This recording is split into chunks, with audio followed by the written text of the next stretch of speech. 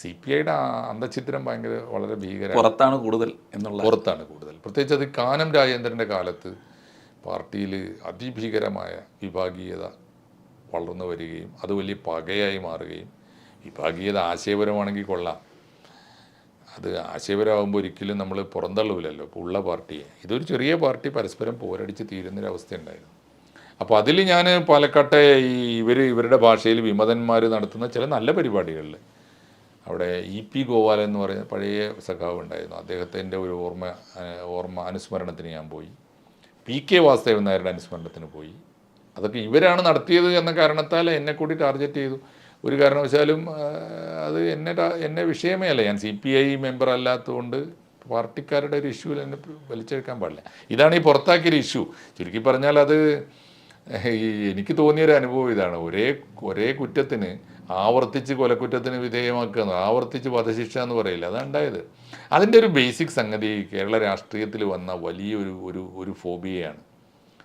അത് ഈ സംഘപരിവാർ അധികാരത്തിൽ വന്നിരിക്കുന്നു, ഇനി ന്യൂനപക്ഷ വർഗീയതയെക്കുറിച്ച് മിണ്ടിക്കൂടാ.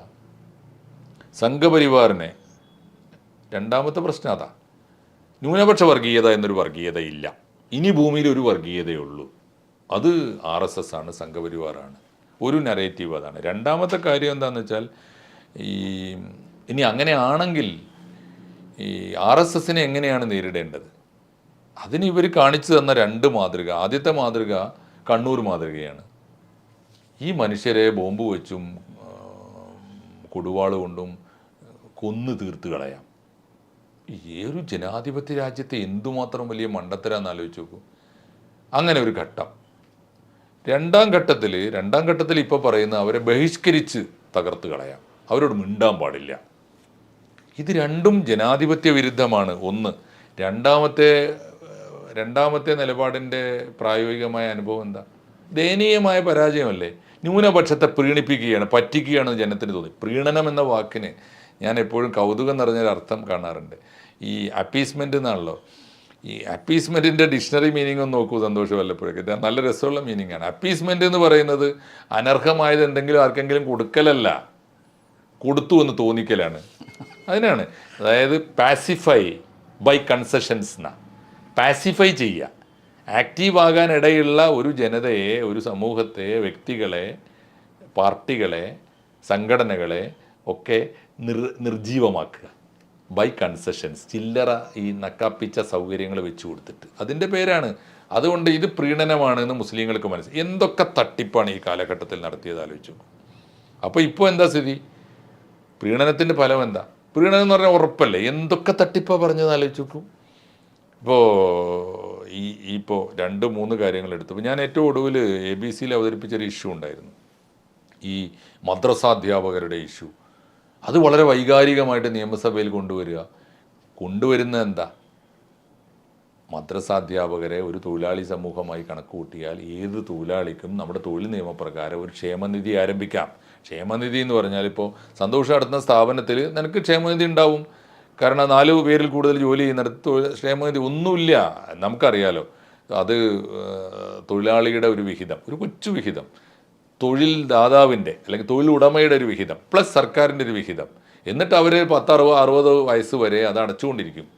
60 വയസ്സ് കഴിയുമ്പോൾ അവരടച്ചതും സർക്കാരിൻ്റെ ഈ അഗ്രിഗേറ്റഡ് എമൗണ്ടിൽ നിന്ന്, അതിൻ്റെ പലിശയിൽ നിന്ന്, അത്രയും കാലത്തെ നമ്മുടെ സമ്പാദ്യത്തിൽ നിന്നൊരു ചെറിയ എമൗണ്ട് പെൻഷൻ കൊടുക്കും. അതാണ്. അപ്പോൾ 1500 രൂപ തുടക്കത്തിൽ, കൂടി വന്നാൽ ഒരുപാട് കാലത്തെ സർവീസൊക്കെ ഉള്ള ആൾക്ക് 7500 രൂപ വരെ, 1500 to 7500 അങ്ങനെ ഒരു ക്ഷേമനിധി പ്രഖ്യാപിച്ചതാണ്. ആ ക്ഷേമനിധി പ്രഖ്യാപിക്കുന്നത് എന്തോ വലിയ ആനുകൂല്യമായിട്ട് അവതരിപ്പിച്ചു. എന്നിട്ടിപ്പോൾ എത്ര കാലമായി ക്ഷേമനിധി തുടങ്ങിയിട്ട്?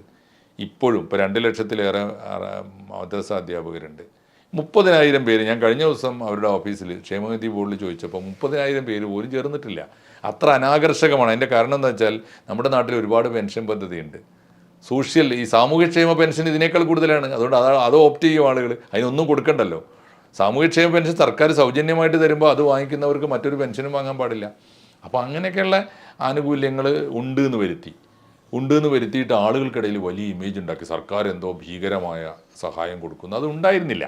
ഞാൻ പറയുന്നത് ഇപ്പോൾ അത് ശരിയാണെന്ന് ധരിച്ച് പ്രചരിപ്പിച്ചവരും ഉണ്ട് കേട്ടോ, വലിയ തോതിൽ. ഒരു കാര്യമുണ്ട്, 25,000 രൂപ വീതം മദ്രസ അധ്യാപകർക്ക് ശമ്പളം കൊടുക്കുന്നു സർക്കാരിൽ നിന്ന്. 5 പൈസ കൊടുക്കുന്നില്ല എന്ന് മാത്രമല്ല, ഈ സാധുക്കൾക്ക് 5000-ൽ കൂടുതൽ ശമ്പളം കിട്ടുന്നവർ വളരെ കുറവാണ്. അതിന് പല കാരണങ്ങളുണ്ട്. അവർ ജോലി സമയം വളരെ കുറവാണ്. രാവിലെ 2 മണിക്കൂറോ അല്ലെങ്കിൽ രാത്രി 2 മണിക്കൂറുമാണ് ജോലി. പലർക്കും മറ്റ് ജോലികളുണ്ട്. ഇത് സബ്ബാണ്.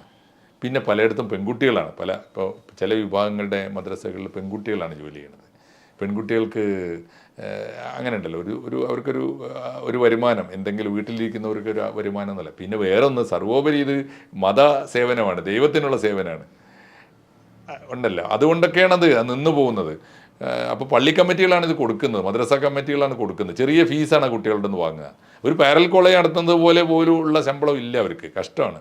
അപ്പോൾ ഇതൊക്കെ പ്രീണിപ്പിക്കലാണ് ഒന്ന്. 2, ഇപ്പോൾ CAA നിയമം വരും. രാജ്യത്ത് അങ്ങനെ ഒരു നിയമം വന്നാൽ ഈ രാജ്യത്ത് നടപ്പാക്കില്ല എന്ന് പിണറായി വിജയൻ പറയുകയാണ്. ഇന്ത്യയിൽ അങ്ങനെ നിയമം വന്നാൽ കേരളത്തിൽ നടപ്പാക്കാൻ ഇദ്ദേഹം മണ്ടത്തരാണല്ലോ പറയണത്. ഇപ്പോൾ ചില സംസ്ഥാനങ്ങൾ ആലോചിച്ച് നോക്കൂ, ഇപ്പോൾ രാജ്യത്ത് അങ്ങനെ നിയമം വന്നു, ആകാശമൊന്നും ഇടിഞ്ഞു വീണില്ലല്ലോ. അല്ലെങ്കിൽ പറയേണ്ടത് എന്താണ്, അങ്ങനെ നിയമം വന്നാൽ കേരളത്തെ അങ്ങനെ ബാധിക്കുന്ന ഒരു പൗരൻ പോലും ഇവിടെ ഇല്ല. അത് നമ്മുടെ അതിർത്തി സംസ്ഥാനങ്ങളെ ബാധിക്കുന്ന ഒരു സംഗതിയാണ്, ആരും പേടിക്കേണ്ടതില്ല എന്നല്ലേ പറയേണ്ടത്.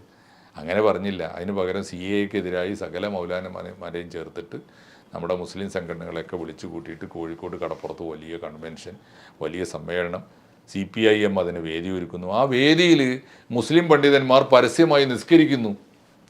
ഈ മാതിരി ഷോവനിസമായിരുന്നു വർക്ക്. ഇതൊക്കെ ആളുകൾക്ക് മനസ്സിലായി. ഇലക്ഷൻ വന്നപ്പോൾ മനസ്സിലായി തട്ടിപ്പാണ്, ഇതിനാണ് പ്രീണനം എന്ന് പറയുക, ഞങ്ങളെയും പറ്റിക്കുകയാണെന്ന് മനസ്സിലായി.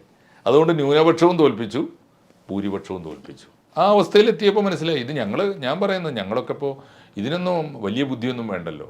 എങ്ങോട്ടാണ് ഈ സമൂഹത്തെ പറ്റിക്കാൻ നിൽക്കരുത്, ജനത്തിന് സത്യസന്ധമായിരിക്കണം.